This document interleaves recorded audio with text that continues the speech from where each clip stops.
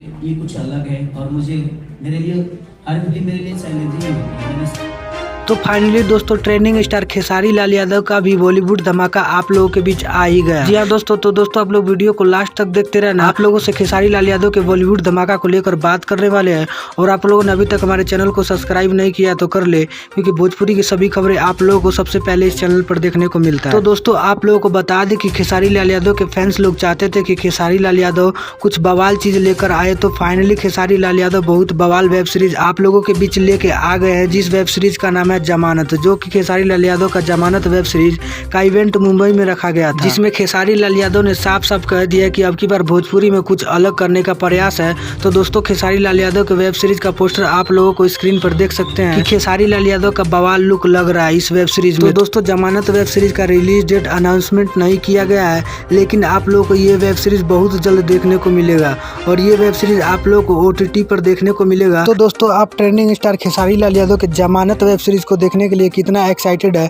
आप लोग अपना राय नीचे कमेंट बॉक्स में जरूर दे। अगर आप लोगों को वीडियो पसंद आई है तो वीडियो को लाइक शेयर जरूर करें। मिलते हैं आप सभी से किसी नए वीडियो के साथ, जब तक के लिए जय बिहार जय भोजपुरी।